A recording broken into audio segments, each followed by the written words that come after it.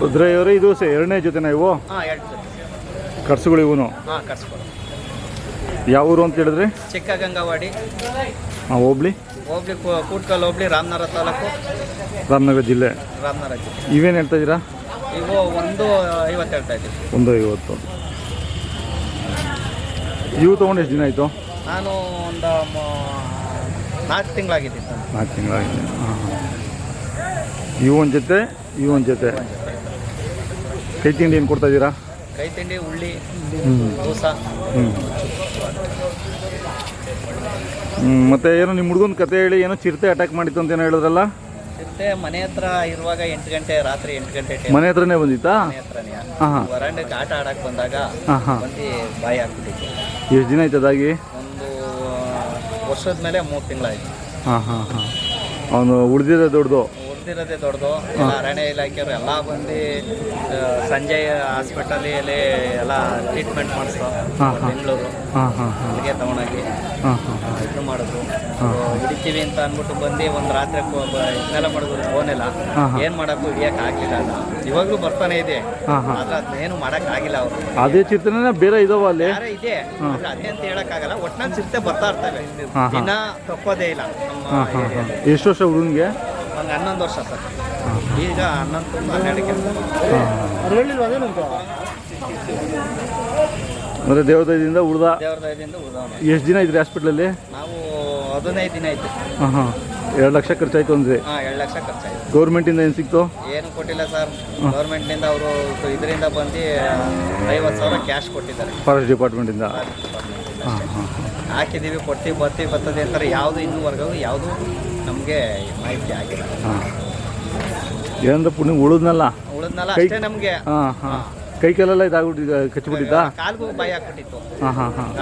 ಎಳ್ಕೊಂಡು ಹೋಗಿತ್ತಾ ಹಿಂಗೆ ಅಲ್ಲೇ ಬಿಟ್ಟು? ಗಾರೆನೆಲ್ಲ ಅಲ್ವಾ ಕೆಳಗೆ ಕೆಳಗಿದಾಗ ತೋಳು ಏಟಾಗ್ಬಿಟ್ಟಿತ್ತು. ಆದ್ರೆ ಬಿಟ್ಟು ಹೋಗ್ಬಿಡ್ತಾ ಅದು? ಇವನು ಸ್ವಲ್ಪ ಇದಲ್ವಾ, ಗಲಾಟೆ ಮಾಡಿದ್ದಾನೆ. ಮಾಡವನೇ. ಆದ್ರೆ ಬುಡ್ಸ್ಕೊಂಡವನಲ್ಲ, ಅದು ಧೈರ್ಯ. ನಾವು ಹೇಳೋದಕ್ಕೂ ಮೊದಲು ಅವನೇ ಬುಡ್ಸ್ಕೊಂಡು ಓಡ್ ಬಂದಲ್ಲ ಬಡ್ಕೊಂಡು, ಅವಾಗ ನಮ್ಗೆ ಅದು ಧೈರ್ಯ. ಮಾತಾಡಪ್ಪ. ಈಗ ಏನಮ್ಮ ನಿನ್ನ ಹೆಸರು ಹೇಳಪ್ಪ? ಎಷ್ಟನೇ ಕ್ಲಾಸು? 5ನೇ ಕ್ಲಾಸ್. ಹೇಳು ಜಾಮಂಜ. ಆಯಿತು ಸರ್, ಹೇಳಿ ದನಗಳ ಬಗ್ಗೆ ಹೇಳಿ. ಮತ್ತು ಇವೇನೋ ಮರದ ತಿರುಗಿ ಎಲ್ಲಿ ತೊಗೊತೀರಾ ಸರ್? ಹಳ್ಳಿ ಮೇಲಾರು ತಗೋತೀವಿ. ಜಾತ್ರೆ ಮುಗಿದೋಯ್ತು, ಮನೇಲಿ ದನ ಬೇಕೇ ಬೇಕು ನಮಗೆ. ಒಂದು ಜೊತೆ ಇದ್ದೇ ಇರ್ತಾವ? ಒಂದು ಜೊತೆ ಇದ್ದೇ ಇರ್ತವೆ. ಹಂಗಾಗಿ ಒಟ್ಟು ಎಷ್ಟು ಜಾತ್ರೆ ಮಾಡ್ತೀರಾ? ನಾವು ಮಾಡೋದೇ 3 ಜಾತ್ರೆ ಜಾಸ್ತಿ. ಕೆಂಗಲ್ಲು, ಮಾಗಡಿ, ಸಿದ್ಧಗಂಗೆ. ಅಂದರೆ ಜಾತ್ರೆಗಳು ಎಲ್ಲ ಜಾತ್ರೆಗೂ ಹೋಗ್ತೀನಿ, ಯಾವ ದನ ಹಾಕಲ್ಲ. ಮಾತ್ರ 3 ಜಾತ್ರೆ ಮಾತ್ರ ಪರ್ಮೆಂಟು. ಈ ಸತಿ ಹಾಕಕ್ಕಾಗಲಿಲ್ಲ ಸಿದ್ಧಗಂಗೆಗೆ, ಹಂಗಾಗಿ ಈ ಸತಿ ಮಾಗಡಿ, ಕೆಂಗಲ್ಗಟ್ಟೆ.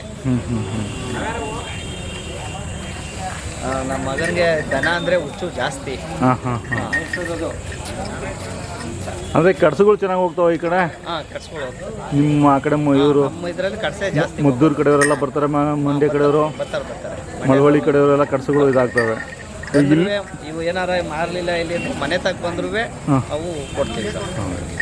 ಮೊಬೈಲ್ ನಂಬರ್ ಹೇಳಿ ನಿಮ್ಮದು? 9902108354 ಭದ್ರಯ್ಯ ಅಂದ್ಬಿಟ್ಟು ಯಾರು ಕೇಳಿದ್ರು ಹೇಳ್ತಾರೆ.